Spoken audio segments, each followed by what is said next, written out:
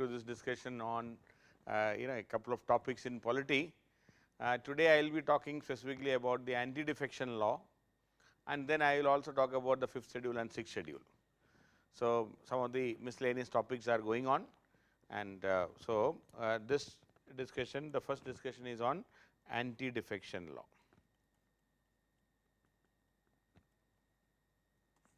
See, this issue came because the politics of defection. It has been it is one of the conspicuous features of our Indian politics since 1967. Before that, this defection was not there.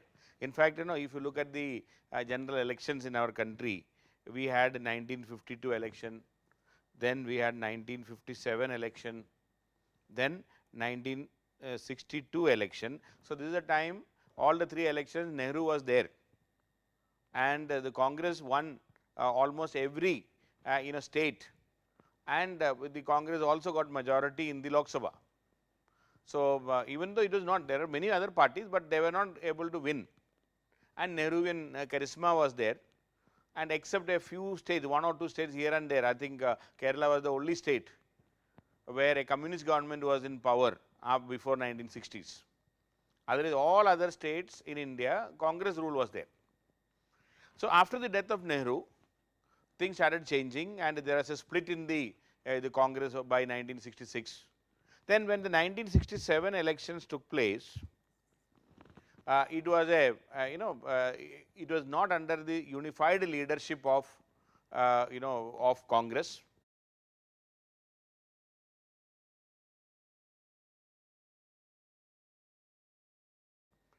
There was under the leadership of Indira Gandhi, there was a split, and a Congress I,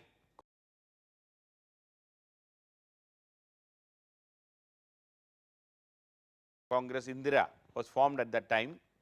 So, in that 67 election, in fact, even in Lok Sabha also the majority was not very clear. Of course, it is sufficient to run the government. They could, Indira Gandhi could form the government, that is true. But in the states, at least 7 states, Congress lost, opposition parties came to power. In another 2 states, even though Congress got majority, they could not form the government because there was defection. So, at least in 9 states in 1967, at least in 9 states, Congress could not form government because of either they lost it, or even after having majority, the members defected, and because of the defection they could not form the government.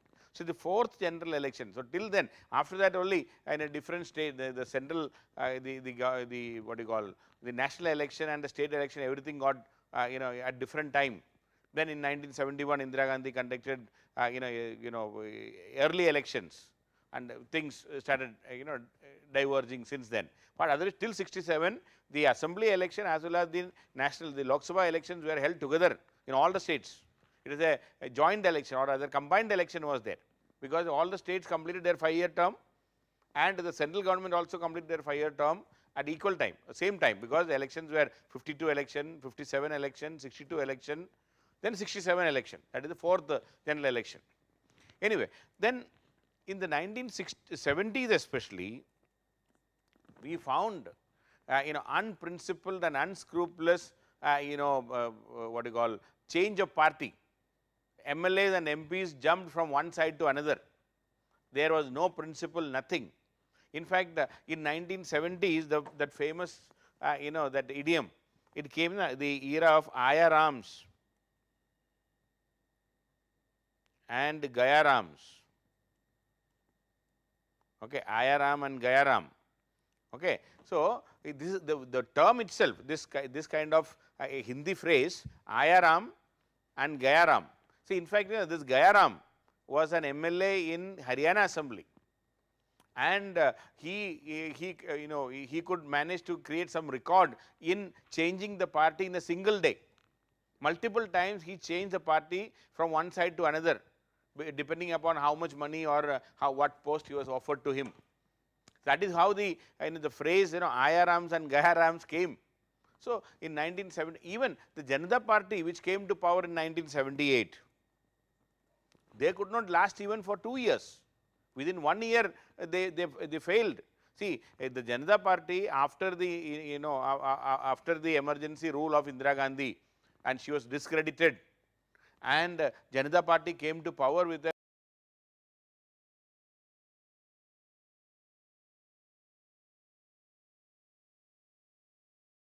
good majority. They had majority in the parliament, and but they could not sustain their rule even for 1 year properly, because there was defection from their party. Then Charan Singh formed the government. Initially Morarji Desai government was there. Morarji Desai lost majority, then Charan Singh formed the government. So many things happened, and then finally the Lok Sabha was dissolved. Again elections took place in 1980, Indira Gandhi came back to power.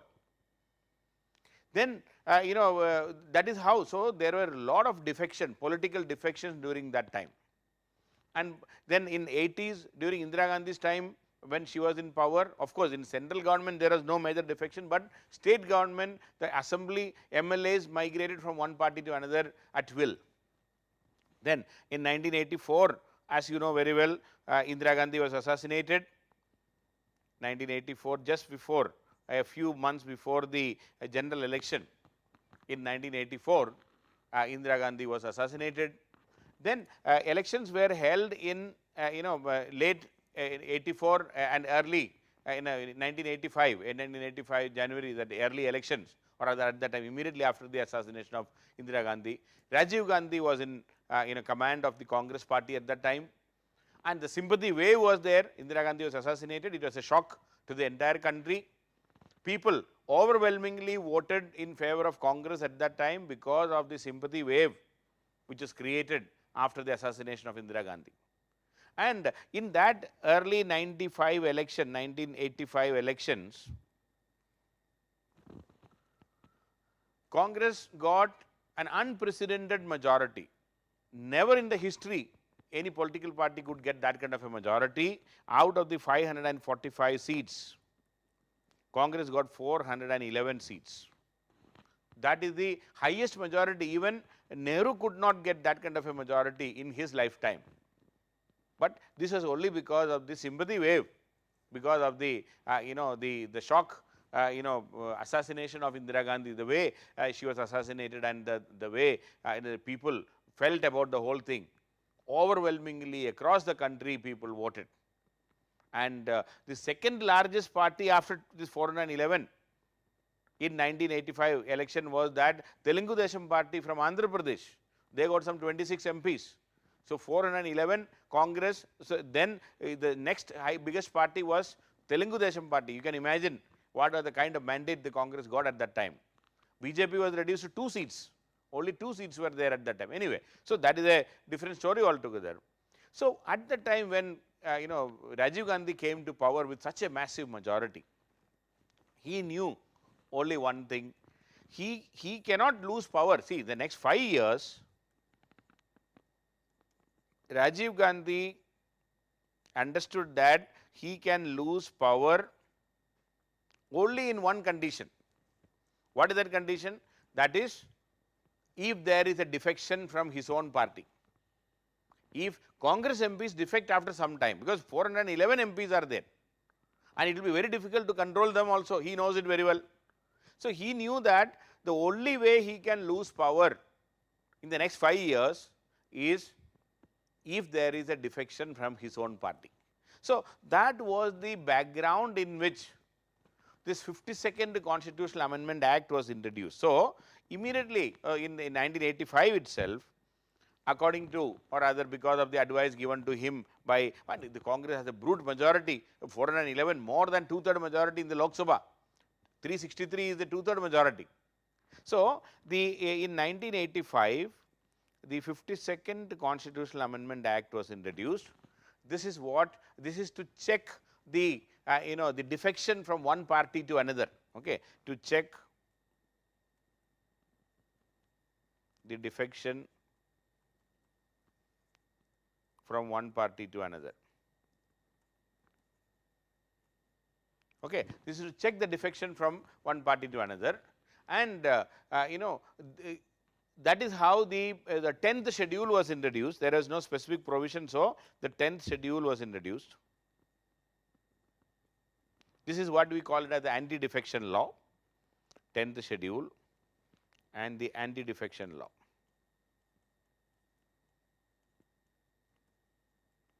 So, the anti-defection law was introduced, and this is the only constitutional amendment in the history of India which is when passed unanimously. All political parties supported, and this provided for disqualification of a legislature. It provides for disqualification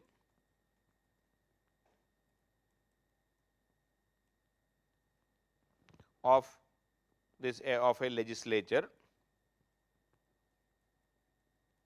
if he or she defects from one party to another, and the various grounds are provided for the disqualification of a legislature, because when is an MP or an MLA or an MLC, member of parliament, Rajya Sabha, Lok Sabha, MLA, member of legislative assembly, or member of legislative council, wherever legislative councils are there. This is applicable to all, that is for all of them combinedly we are saying a legislature, okay, a legislator. So, the first point is, now what are the provisions for the disqualification? This whole anti-defection law is, in a negatively worded we can say, number one, if a legislature or if an MP or an MLA is voluntarily resigns from a political party, voluntarily resigns from a political party. Okay. That means, if an MP or an MLA or an MLC voluntarily resigns from a political party or in which he was elected, okay, in which he is elected. So, if he voluntarily resigns, he will have to, he will lose, or he will be declared as he has defected, and he will lose the membership of the house. Okay. He will lose the MP, MLA, MLC post. Okay. So, if a person, if a legislature, that means if an MP or an MLA or an MLC voluntarily resigns from the political party, it will come under the definition of defection. Number two, if a legislature that is MLA, MLC or MP, that is what we are calling it as a legislator.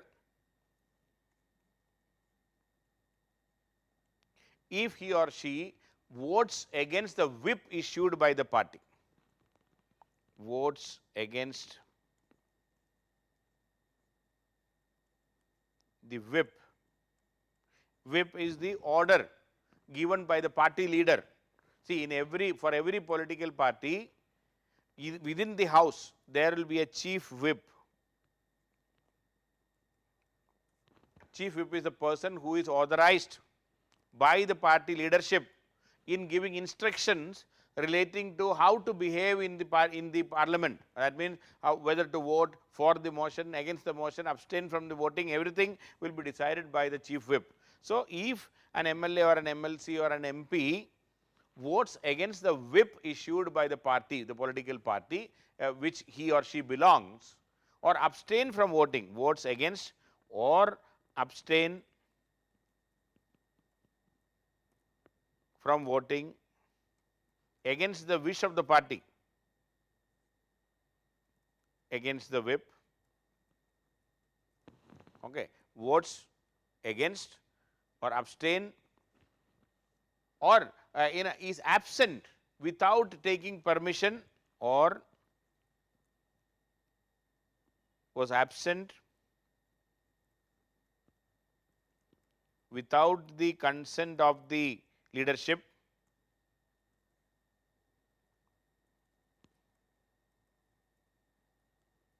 okay. Now, you see what are the three things: votes against the whip or abstain from voting. So, if an MP votes against the whip or abstain from voting or was absent without the consent of the political party, and if he is not condoned by the party within 15 days. Now, after doing this, if the party forgives, that is okay, and if he is not condoned by the party,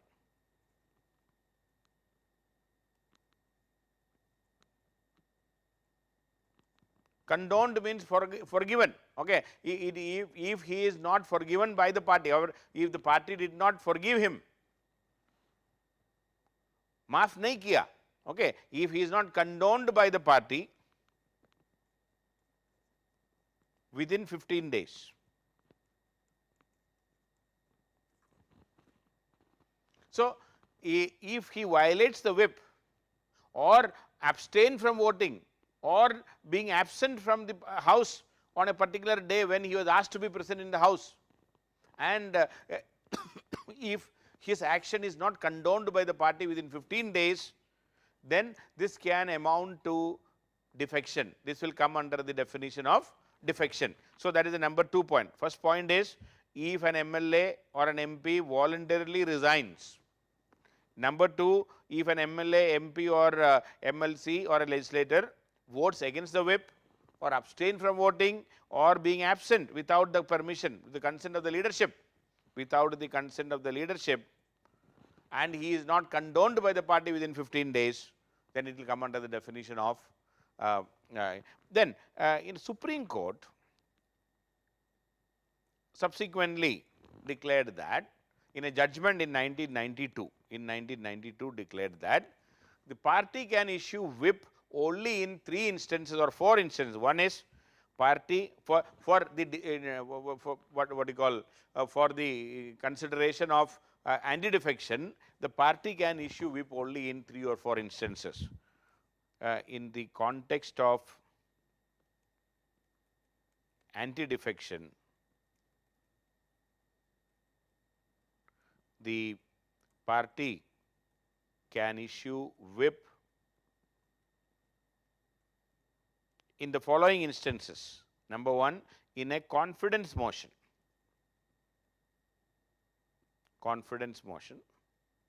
Number 2, during a no confidence motion. In a confidence motion, in a no confidence motion. Then number 3, during a money bill, voting for a money bill, and also during a vote of thanks to the President's address. Any resolution for vote of thanks for the President, for the presidential address.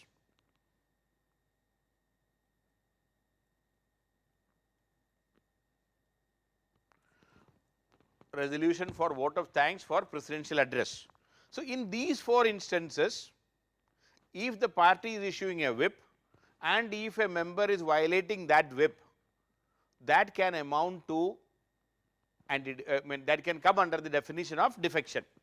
See, in any other voting, suppose an ordinary bill is there in the house, the members are free to vote according to their choice, or at least technically members cannot be forced to vote. See, for example, Citizenship Amendment Act or the Farmers Bill, for example, it is an ordinary bill. Now, for the Farmers Bill or the labor legislation or the Citizenship Amendment Act or any of these ordinary bills, even if the party has issued a whip and if a member violated that whip according to Supreme Court in the 1992 judgment, that will not be coming under the definition of this anti-defection law. Even if the member violates, that will not amount to defection. Okay, that is what the Supreme Court said. So, please understand, if we are saying if a member votes against the whip. Now, but in which all voting? Only in 4 instances. That is one, that is for the confidence motion, another is the no confidence motion, the third is the money bill, and the fourth is the resolution for vote of thanks for the presidential address in the house. In these 4 instances, if a whip is issued and if the whip is violated by the member, then it can amount to a defection and it will come under the anti-defection law. So, that is what Supreme Court verdict of 1992 has said. That means, the legislature has a right to vote against the whip in other cases, that is what I am saying. So, and the right to political dissent in other cases, I am just clarifying this point. This is the fourth point I would like. In other cases, there is right to political dissent.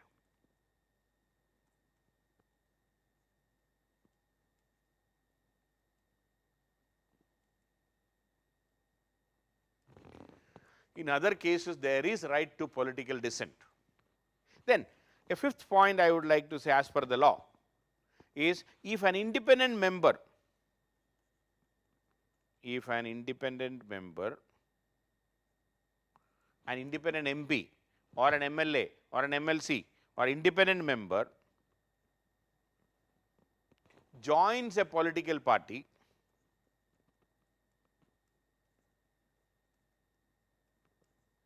see, many a times what happens is there will be rebel candidates. See, in say Bihar election, if a particular fellow did not get a seat from a political party, what will happen? He may contest as an independent candidate, and some of them will win also.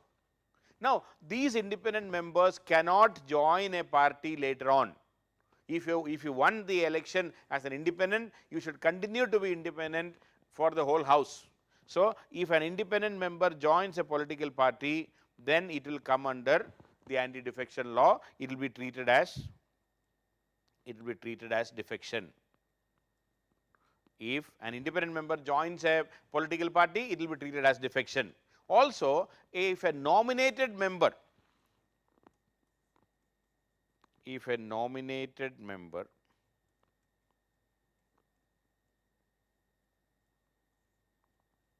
joins a political party, say especially in Rajya Sabha, we have 12 nominated members. If a nominated member joins a political party after 6 months of nomination,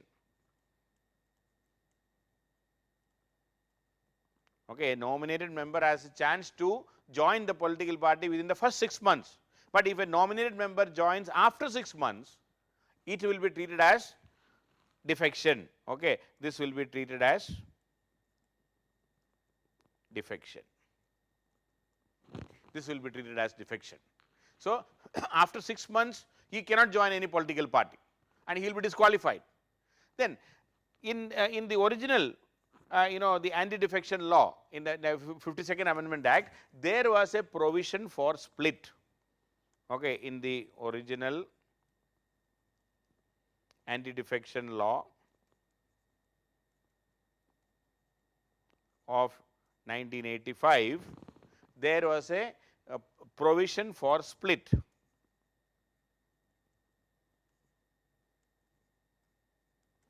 But this provision for split was taken away in 2003. Okay, the split provision has been removed in 2003. Okay. So, now there is no, earlier the provision was that 1/3 members of the party can split a political party, and a splinter group will be recognized by the speaker. Earlier, 1/3 of the members can split a political party.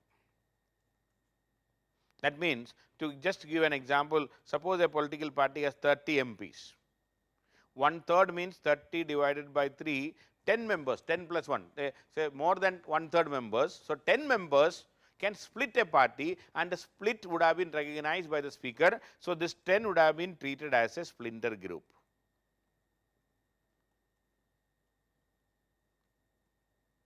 Okay, splinter group of that party. They will be recognized as a separate party.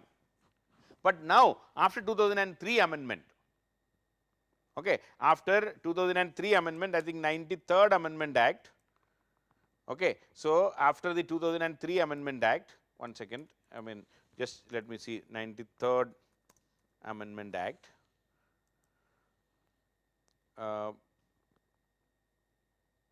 sorry, you said 94th, I just made a mistake, let me just cross check. 94th.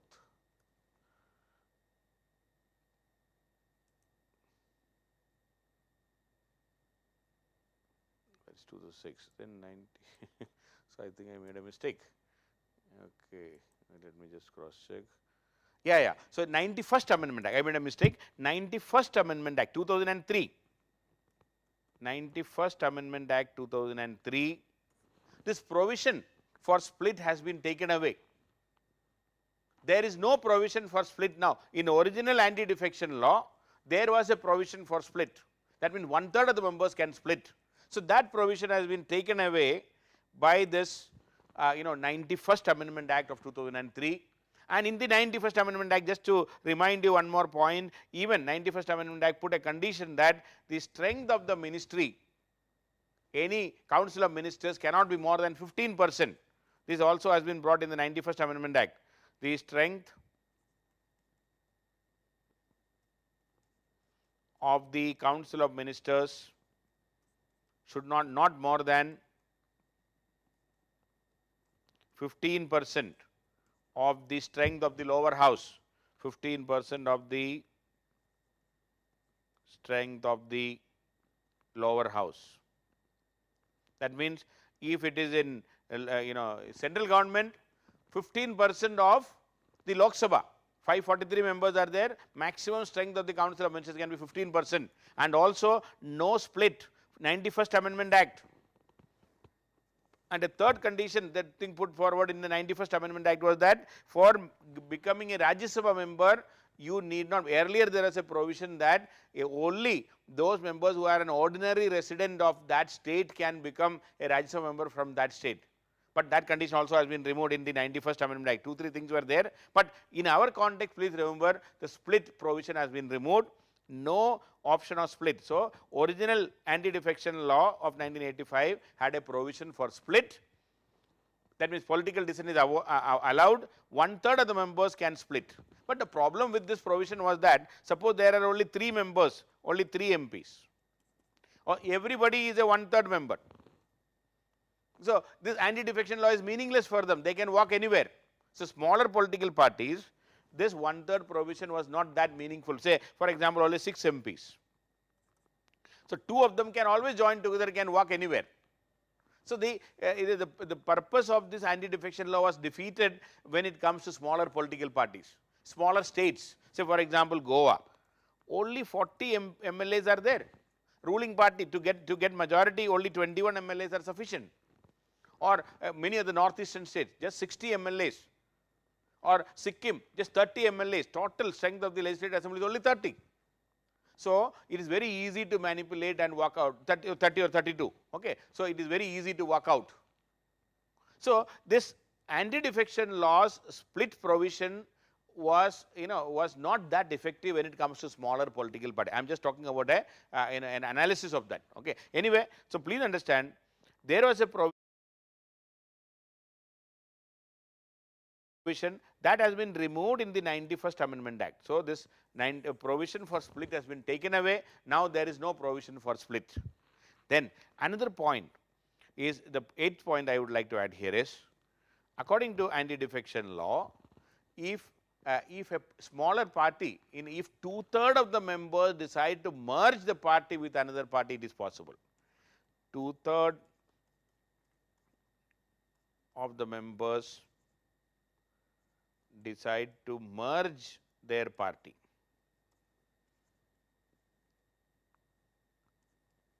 Merger is possible, split is not possible. Even now, merger is possible. Okay. In Goa, in the last election, I think Congress got 16 MLAs out of 40. BJP had only 13. Indian National Congress 16, 13 MLAs for BJP. But BJP formed the government, because the smaller parties they joined together. 16, I think Congress was 16 or 18, I forgot right now. Whatever it is, they are very close to. Congress was the single largest party. But subsequently, what happened is, right now, there was a split in the International Congress, or rather 2/3 of the members, 2/3 of the MLAs whatever be the number, if it is 18, 12 of them, or if it is 16, 11 of them, they merged their party. Indian National Congress MLAs merged with the BJP, and they became part of the BJP, and they are ruling in BJP, ruling Goa right now. So anyway, so this merger is allowed, split is not allowed. Merger is possible even today. 91st Amendment Act abolished split, but not abolish, it did not abolish merger. So if a political party wants, or other, if the MLAs in a particular state wants to merge with another party, that is possible, but 2/3 of the members should join together.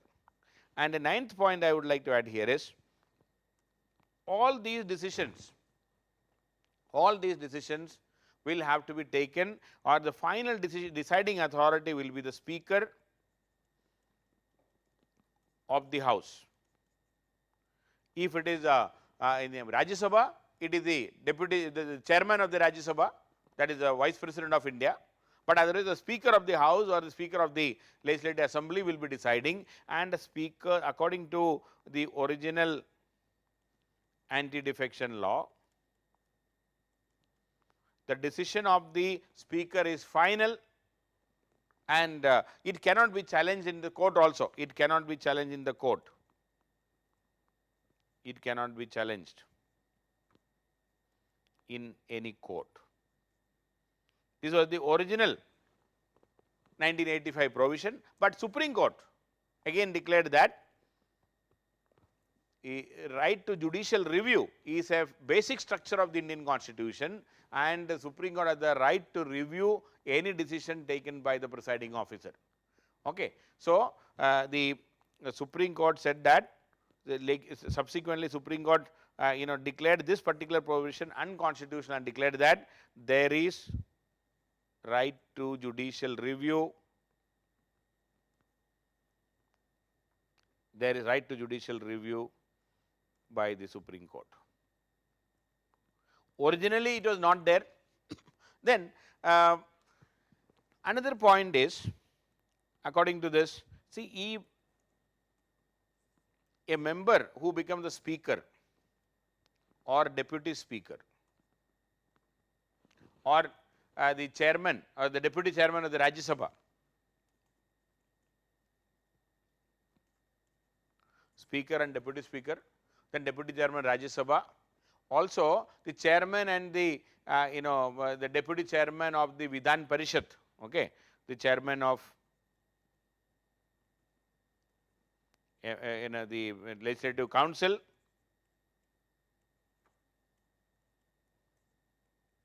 See, there is a tradition especially in the British system, that if whoever is elected as the Speaker of the House, he will resign from the party to maintain his neutrality. I am repeating, there is a tradition in the British system, especially in the British Parliament, a person who is elected as the Speaker of the House, just to ensure his impartiality, because he has to act as an impartial presiding officer. That is not the case in India. 100% they are partial. They do not even bother about any propriety. They are so blatant in violating their impartiality provisions. But in British system, there is a tradition of resigning from the party to maintain his impartiality. In anti-defection law, it is clearly mentioned that if a person who is elected as a Speaker or a Deputy Speaker of the Lok Sabha, or Deputy Chairman of Rajya Sabha, or Speaker or Deputy Speaker of the Vidhan Sabha, and the Chairman of the Vidhan Parishad, if they resign, it will not be counted under the disqualification provision. If they resign from their respective party,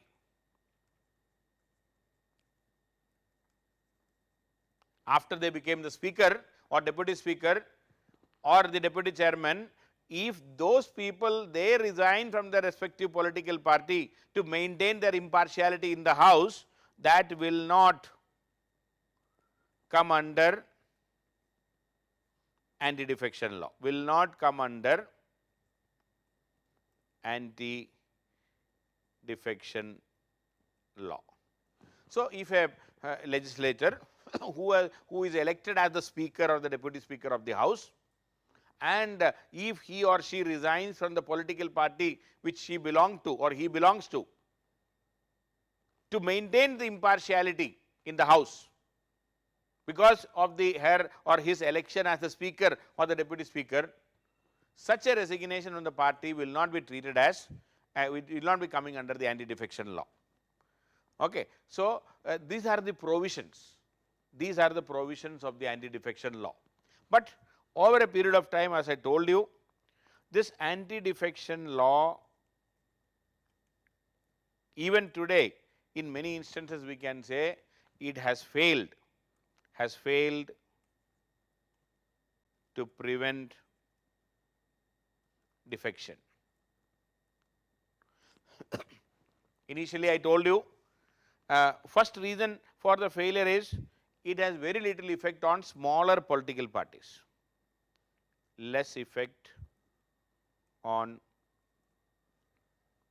smaller political parties. Especially in a smaller state and small political parties, small number of MLAs, it is very easy to defect. So, as I told you, if if only 3 MLAs are there or 3 MPs are there, only 3 MPs,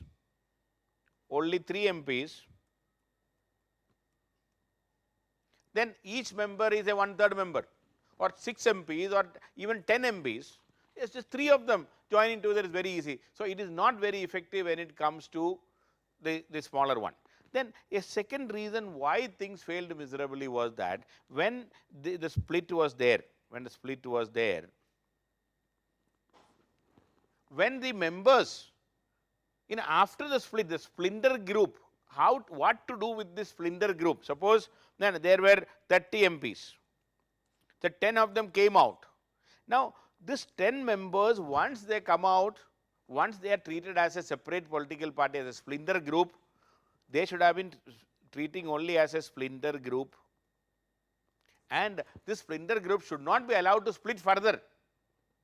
But that provision was not there. So, what happened was that this splinter group which one time split, then they were again allowed to split. Suppose 6 of them come out, then if 4 of them come out, again it is 1/3.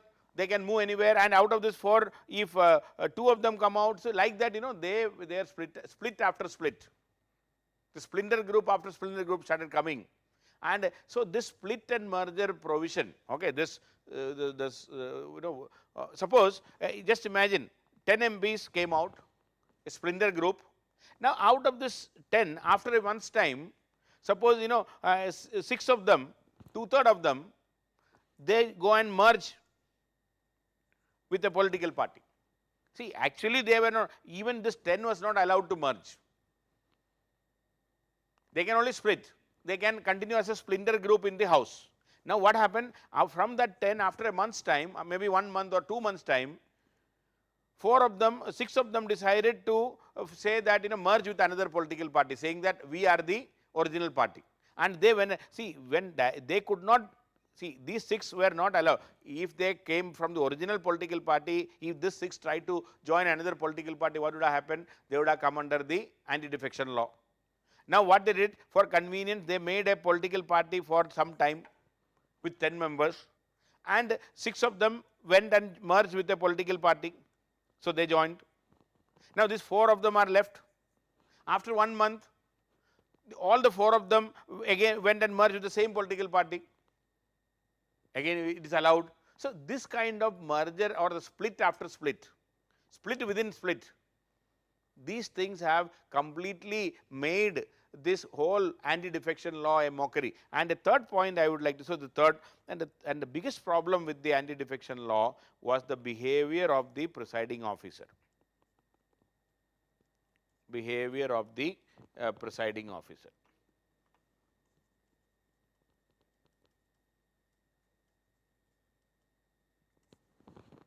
The presiding officers did not act independently. They always acted on behalf of the ruling party, because the speaker, normally the speaker will be from the ruling party, and the speaker always behaved as a ruling party member. The speaker should act as a judge. If somebody defected or not, the complaint has come to the speaker and the speaker should take a decision. But unfortunately, in most cases the speaker acted or did not act impartially. The speaker did not act impartially. They always acted in a partial with partiality. They always acted on behalf of the ruling party. So, the anti-defection law failed mainly because of the behavior of the speaker. Had the speaker acted impartially, anti-defection law would have survived. So, because of the rampant and this kind of misuse of the power by the speaker, in 2003, the then NDA government, Vajpayee government, decided to move this 91st Amendment Act, and all splits were banned. If a person resigns from the party, he will lose the membership automatically. That is what is prevalent now. Even then, the split is going on. Now, what happened in in Karnataka in 2019 or early 2020, 1920 time? What has happened is that, see, the ruling coalition, the Congress and the Janata Dal, yes, they had a comfortable majority, but I think 18 or 20 of them resigned. MLAs were resigned first, then they joined BJP.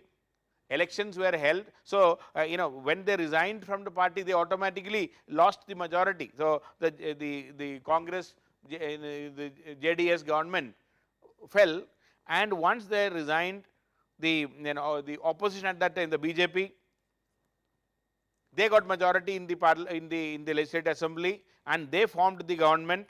BJP government was formed, and under the leadership of the BJP chief minister, elections were held, and these resigned fellows were immediately made ministers. They resigned from Congress and Janata Dal S, and these resigned members were made ministers first. So, as a minister, when you are going and contesting the election, naturally you will get a chance to, your chance of winning the election is very high, and most of them won the election, and that is how the BJP government in Karnataka.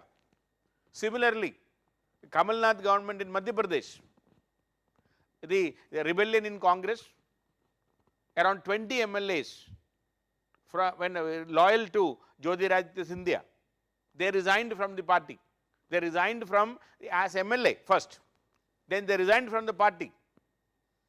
Now they are contesting election in BJP ticket, and many of them have already become ministers. So, same formula is applied. So, the defection, we wanted to stop the defection, but that is not happening in India even now. Even after banning a split in the party, defection is still continuing because of the I will say unscrupulous and unethical politics being played by the politicians. You are getting elected, you got elected from one political party through that political party ticket and the political party symbol. Now, you are resigning, and then immediately after resigning from the MLA, you are joining the opposition party and you are becoming a minister automatically there. So, as a minister you are contesting the election. It is very easy to manipulate people in India. We have very short term memory, and people are more than willing to vote to such people also, and the end result is complete subversion of any ethic and morality in politics. So, the defections are still continuing. Ideally, now you may be asking, ideally what should have been done? Now, if this is the situation, if say for example, when the Congress and JDS lost majority, there should be precedence rule in that state, and these 20 MLAs who resigned, there should be by-election, but they should be conducted. The by-election should not be after they becoming the minister. By-election should be held without forming anybody forming the government, wait for the election, these 20 MLAs to contest the election. So, nobody is having the benefit of being a minister. See, now you resign from one party, join another party, you are already made a minister even before you became the MLA. Now, using that power and the official machinery's capacity, you are contesting the election. That should be avoided. If you can avoid that, even in Madhya Pradesh, this is what exactly has happened. The Kamal Nath lost majority. Why? Because more than 20 MLAs of the Congress resigned. So, they lost majority, fine, no problem. But because of that loss of majority, immediately the opposition BJP came to power, because they have the majority now, because 20 of them have resigned and gone, the overall strength of the house has come down. Now, the moment the new BJP, the opposition party came to power, they are inducting those fellows who resigned from the other party, and they are becoming minister without being an MLA. And now they are contesting, when they contest the election, it is very easy for them to win the election. Manipulation. This is where the unethical practices are going on. So, anti-defection law has stopped the defection, but still defection is going on.